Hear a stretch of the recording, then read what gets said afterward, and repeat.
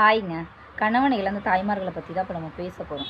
அந்த கணவனை இழந்த தாய் தன்னுடைய பிள்ளையோட கல்யாணத்தில் எந்த ஒரு சடங்கு சம்பிரதாயம் ஒரு நல்லது செய்ய முடியாமல் யாரோ மாதிரி ஒதுங்கி நின்று வேடிக்கை பார்க்குறாங்க. அந்த தாயோட மனசு எவ்வளோ வலிக்கும், எவ்வளோ ஒரு கஷ்டத்தை கொடுக்குறோம். நம்ம யோசிச்சு பாருங்கள். 10 மாதம் செமந்து வளர்த்து அவங்கள இவ்வளோ தூரம் ஆளாக்கி அவங்களுக்கு ஒரு நல்ல காரியம் பண்ணையில் அவங்களுக்கு பாத பூஜை பண்ண விடாமல் பெரியம்மா பெரியப்பா சித்தி சித்தப்பா இல்லை அண்ணன் அண்ணி அவங்களுக்கு பாத பூஜை பண்ணுறோம்.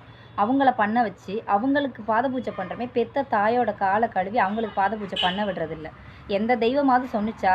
அவள் கணவனை இழந்திருக்கா, என்னுடைய சடங்கு சம்பிரதாயத்தில் நிற்கக்கூடாதுன்னு எந்த தெய்வங்க சொன்னிச்சு? பெத்த தாயை விடவாங்க நம்ம நல்லா இருக்கணும்னு வேற யாரும் நினச்சிட போகிறாங்க? தாய்க்கு அடுத்துதாங்க எந்த தெய்வமுமே. சரி, அதை புரிஞ்சுக்காம இந்த முட்டாள் மூடத்தனமான நம்பிக்கைகளை தாயை எவ்வளோ ஒதுக்கி வைக்கிறோன்னு பார்த்துக்கோங்க. அது ரொம்ப அந்த முட்டாள்தனமான மூட நம்பிக்கை அந்த கல்யாணத்தில் பாத பூஜை பண்ணுறாங்களா அதோட நின்றுறது கிடையாதுங்க. அந்த தாயோட பொண்ணுக்காக இருக்கட்டும் மருமகளுக்காக இருக்கட்டும், ஒரு தாலி கூக்குற ஃபங்க்ஷன் இல்லை ஒரு வளகாப்பாக இருக்கட்டும், அம்மா ஒரு கட்டுக்கழுத்தி வாங்க, அந்த பொண்ணுக்கு அந்த கைத்தில் அந்த மணியை கோருங்க, நீங்கள் அதை கட்டி விடுங்க, ஏம்மா ஒரு கட்டுக்கழுத்தி வாங்க, அந்த பொண்ணுக்கு அந்த வளையலை போடுங்க அப்படின்னு தான் சொல்கிறமே தவிர அந்த தாய் ஃபஸ்ட்டு அந்த சடங்கு சம்பிரதாயம் பண்ணுறதுனால என்னங்க குறைஞ்சிட போகுது? எதுவும் குறைய போகிறது கிடையாதுங்க. கடவுள் நமக்கு கொடுத்தது நம்ம கையை விட்டு என்றைக்கும் போகாது. அது கடவுளாக மனசு வச்சாதான் நம்மளை விட்டு போகுமே தவிர வேறு யாராலையும் அதை தடுக்க முடியாது. தாயை விட வேற யாருங்க நீங்கள் நல்லா இருக்கணும்னு நினச்சிட போகிறா?